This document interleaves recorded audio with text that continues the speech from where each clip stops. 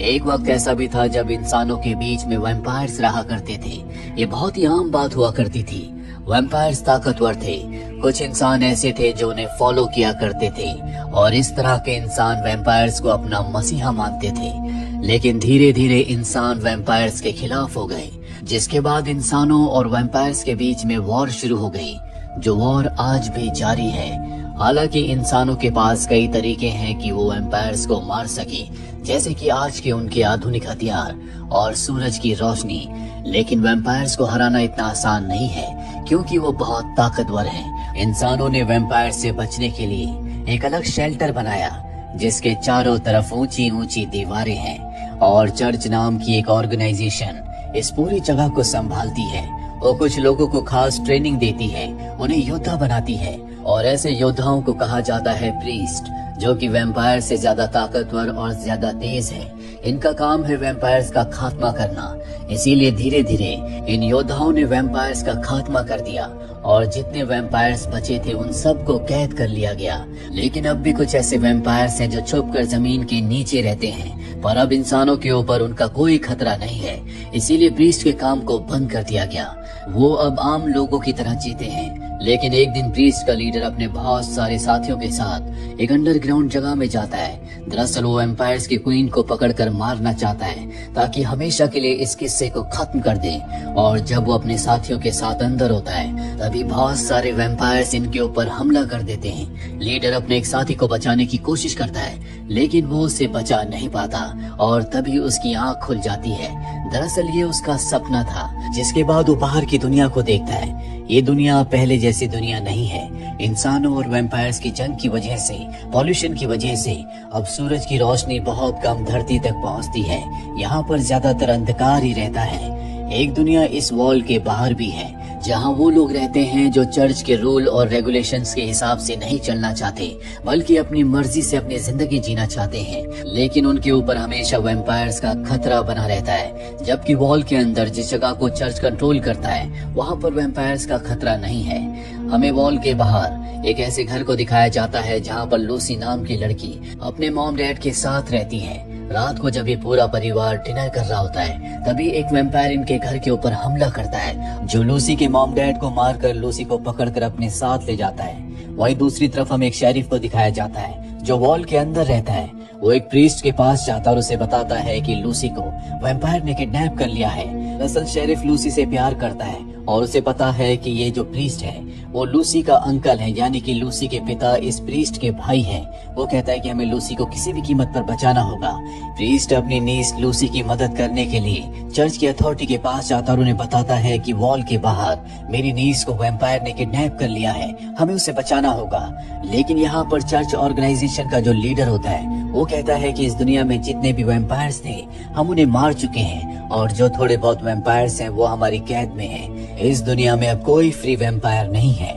लेकिन प्रीस्ट को पता है कि उसकी नीस लूसी की जान खतरे में है। वो उसकी मदद करने के लिए वॉल के बाहर जाना चाहता है, पर उसे वार्निंग दी जाती है कि अगर तुम बाहर गए तो तुम्हें तुम्हारे ओहदे से निकाल दिया जाएगा, जिसके बाद तुम्हें सजाए मौत दी जाएगी। लेकिन प्रीस्ट अपनी नीस की मदद करना चाहता है, इसीलिए वो यहाँ पर सिक्योरिटी के ऊपर हमला करके निकल जाता है। और अब यहाँ पर जो ऑर्गेनाइजेशन का लीडर है, वो 3 प्रीस्ट को और एक प्रीस्टेस को उसे पकड़ने के लिए भेजते हैं। वही हमें शेरिफ को और प्रीस्ट को दिखाया जाता है, जिन्हें अजीब से पैरों के निशान मिलते हैं, लेकिन ये वैम्पायर के पैरों के निशान नहीं है। और अब उन निशानों का पीछा करते हुए रिजर्वेशन नाम की जगह पर पहुंच जाते हैं।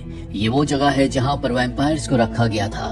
लेकिन जब ये दोनों यहाँ पर पहुंचते हैं तो इन्हें यहाँ पर कोई वैम्पायर्स के निशान नहीं मिलते, बल्कि यहाँ पर कुछ ऐसे इंसान हैं जो आधे ह्यूमन और आधे वैम्पायर हैं, क्योंकि ये वैम्पायर के ब्लड से इन्फेक्टेड हुए थे। पर ये वैम्पायर्स की तरह ताकतवर और फास्ट नहीं होते। वैम्पायर्स इन्हें अपना स्लेव बनाकर रखते हैं। ये लूसी को यहाँ चारों तरफ ढूंढते हैं, लेकिन लूसी का इन्हें यहाँ पर कुछ पता नहीं चलता। और अब इनके चारों तरफ हाफ वैम्पायर्स हैं, जिन्होंने इन दोनों को घेर लिया है। प्रीस्ट उनके ऊपर हमला करके कई वैम्पायर्स को मार देता है और वो अब एक हाफ वैम्पायर से पूछता है कि लूसी कहाँ पर है। हाफ वैम्पायर बताता है कि वैम्पायर्स उसे अपने साथ 16 मीरा नाम की जगह पर ले गए हैं जो कि वेस्ट में है। वहाँ पर एक और हाइव है जहाँ पर वैम्पायर्स रहते हैं। 16 मीरा का नाम सुनकर प्रीस्ट हैरान हो जाता है क्योंकि वॉर के दौरान उस जगह को पूरी तरह से नष्ट कर दिया गया था और अब ये दोनों के दोनों जल्दी 16 मीरा पहुंच जाते हैं जहाँ पर एक बहुत बड़ी चट्टान होती है जिसके अंदर वैम्पायर्स रहते हैं। और अब जब ये उस जगह पर जाते हैं तभी इनके ऊपर वो प्रीस्टेस हमला कर देती है जिसे उसके 3 साथियों के साथ इस प्रीस्ट को पकड़ने के लिए भेजा गया था। लेकिन वो प्रीस्ट को मारना नहीं चाहती, ना उसे पकड़ना चाहती है, बल्कि वो उसकी टीम में शामिल होना चाहती है क्योंकि वो अपनी जिंदगी से परेशान है। उसे भी बार बार वैम्पायर्स के सपने आते हैं जिस तरह से प्रीस्ट को आते हैं। और अब जब ये दोनों बातें कर ही रहे होते हैं तभी वैम्पायर्स का एक खतरनाक गार्ड क्रिएचर इनके ऊपर हमला कर देता है। प्रीस्ट उसका सामना करता है लेकिन वो बहुत ताकतवर होता है। प्रीस्टेस उसका साथ देती है और ये उस वैम्पायर के गार्ड को मार देते हैं और इन्हें यहाँ पर कोई वैम्पायर नहीं मिलता। इन्हें समझ में नहीं आता कि अगर यहाँ पर कोई वैम्पायर नहीं है तो वैम्पायर का गार्ड यहाँ पर क्या कर रहा था। पर जब ये इस पूरी जगह को इन्वेस्टिगेट करते हैं तो इन्हें पता चलता है कि यहाँ पर वैम्पायर्स ने ब्रीड करके अपनी एक पूरी आर्मी को बनाने की तैयारी कर रखी है ताकि आने वाले समय में बहुत सारे वैम्पायर्स पैदा हो सके ताकि एक बार फिर से वो इंसानों से जंग कर सके। अब इन्हें पास ही में एक टनल मिलती है जो कि एक माइन से जुड़ी हुई है।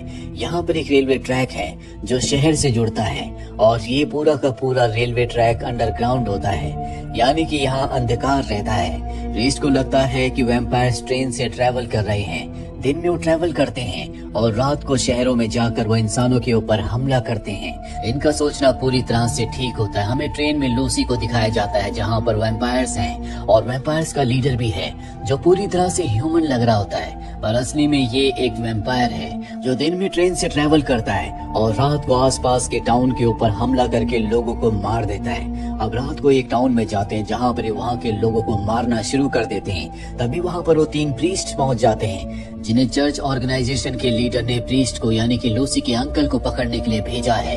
ये जब वैम्पायर के लीडर को देखते हैं तो उसके ऊपर हमला करते हैं लेकिन वो बहुत ताकतवर है। वो इन तीनों को मार कर वहीं पर लटका कर चला जाता है। अगले दिन प्रीस्ट, प्रीस्टेस और शेरिफ इस टाउन में पहुंच जाते हैं और जब वे वहां पर 3 प्रीस्ट को देखते हैं जो लटके हुए हैं तो ये समझ जाते हैं कि ये काम किसी वैम्पायर का नहीं बल्कि उससे भी खतरनाक पावर का है। और अब लूसी के अंकल प्रीस्ट को, जो कि प्रीस्ट का लीडर भी है, उसे समझ में आ जाता है कि लूसी को जानबूझकर किडनैप किया गया था क्योंकि वो उसकी नीस है ताकि वो उसे ढूंढने के लिए बाहर आए और उसे बाहर आने के लिए रूल्स को तोड़ना पड़ेगा। जिसके बाद चर्च ऑर्गेनाइजेशन का जो लीडर है उसे पकड़ने के लिए दूसरे प्रीस्ट को उसके पीछे भेजेगा और जब ये सब के सब उस शहर में यानी कि वॉल के अंदर हमला करेंगे तो वहाँ पर इनका सामना करने के लिए कोई प्रीस्ट नहीं होगा।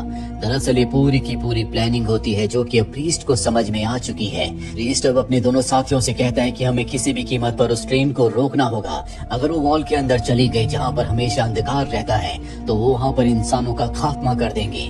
साथ ही वो ये भी कहता है कि अगर लूसी इन्फेक्टेड होगी तो हमें उसे मारना होगा। ये सुनकर शेरिफ को गुस्सा आ जाता है। वो अपनी गन निकालकर प्रीस्ट के ऊपर तान देता है क्योंकि वो लूसी से प्यार करता है। ये दोनों गर्लफ्रेंड बॉयफ्रेंड है जिस बारे में अब तक प्रीस्ट को कुछ नहीं पता था। प्रीस्टेस उसे बताती है कि लूसी उसके भाई की बेटी नहीं बल्कि खुद प्रीस्ट की बेटी थी। उसका एक परिवार था लेकिन चर्च के ऑर्डर के बाद उसे प्रीस्ट के ग्रुप में शामिल होना पड़ा, इसीलिए उसे अपनी बाहर की दुनिया को छोड़ना पड़ा। उसकी वाइफ के पास कोई सहारा नहीं था, इसीलिए उसने प्रीस्ट के भाई के साथ शादी कर ली ताकि लूसी को एक परिवार, एक पिता मिल सके। और अब शेरिफ अपने आप को संभालता है। ये तय करते हैं कि किसी भी कीमत पर ये ट्रेन को रोकेंगे। प्रीस्टेस बाइक से ट्रेन से भी आगे निकल जाती है क्योंकि उसे ट्रैक पर बॉम्ब लगाना था। वही हमें प्रीस्ट को और शेरिफ को दिखाया जाता है जो दोनों के दोनों ट्रेन के ऊपर चढ़ जाते हैं। शेरिफ को ट्रेन के अंदर वैम्पायर्स के हाइव्स दिखते हैं जिन्हें देखकर वो घबरा जाता है क्योंकि इन हाइव से बहुत सारे वैम्पायर्स पैदा हो सकते हैं। वही प्रीस्ट जब ट्रेन के ऊपर होता है तो वैम्पायर्स का लीडर उनके सामने आ जाता है। दरअसल वो उसी का इंतजार कर रहा था। उसे पता था कि प्रीस्ट लूसी को ढूंढता हुआ यहाँ तक जरूर पहुँचेगा।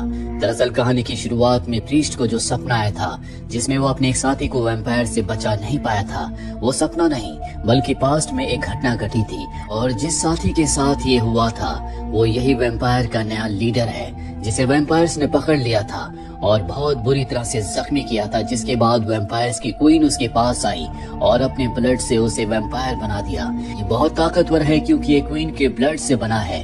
साथ ही ये एक हाइब्रिड वैम्पायर है जो सूरज की रोशनी में निकल सकता है, और वैम्पायर बनने से पहले ये एक प्रीस्ट था जिसे बहुत सारी लड़ाई की कलाएं आती हैं, इसीलिए इसका सामना करना इतना आसान नहीं है। प्रीस्ट वैम्पायर के लीडर के ऊपर हमला कर देता है, पर वैम्पायर्स का जो लीडर है वो उससे बहुत ज्यादा ताकतवर है, इसीलिए वो पूरी तरह से उसके ऊपर हावी हो जाता है। दूसरी तरफ हमें प्रीस्टेस को दिखाया जाता है जो ट्रैक पर बॉम्ब लगा देती है, पर अब वहाँ पर बहुत सारे हाफ वैम्पायर्स आ चुके हैं। हालांकि वो उन सबको मार देती है, लेकिन उनमें से एक वैम्पायर उसके उस कंट्रोल को तोड़ देता है जिससे वो बॉम्ब को ब्लास्ट कर सकती है। इसीलिए मजबूरी में उसे सारे बॉम्ब्स को अपनी बाइक के साथ अटैच करने पड़ते हैं, और अब वो अपनी बाइक के साथ पूरी रफ्तार से ट्रेन के ट्रैक के ऊपर ट्रेन की तरफ बढ़ना शुरू कर देती है ताकि बाइक को ट्रेन से टकराकर पूरी ट्रेन को ब्लास्ट कर दे। वहीं हमें प्रीस्ट को दिखाया जाता है जो वैम्पायर्स के लीडर से बचकर नीचे आ जाता है ताकि वो लूसी को बचा सके, लेकिन वैम्पायर्स का लीडर वहाँ पर भी आ जाता है। वो लूसी को बता देता है कि ये तुम्हारा पिता है और जिसे आज तक तुम अपना पिता समझ रही थी, दरअसल वो तुम्हारे अंकल थे। प्रीस्ट यहाँ पर बहुत बुरी तरह से जख्मी हो गया होता है। इसके बाद वैम्पायर्स का लीडर लूसी को लेकर ट्रेन के ऊपर जाता है, जहाँ पर वो लूसी को काट कर वैम्पायर बनाने वाला होता है कि प्रीस्ट ऊपर जाता है और अपने मार्क से उसके ऊपर हमला करता है, जिससे जख्मी होकर वो गिर जाता है। उसकी बेटी लूसी ट्रेन से गिरने वाली होती है कि वो उसका हाथ पकड़ लेता है, और तभी वो सामने देखता है कि प्रीस्टेस अपनी बाइक से पूरी रफ्तार से ट्रेन की तरफ आ रही है।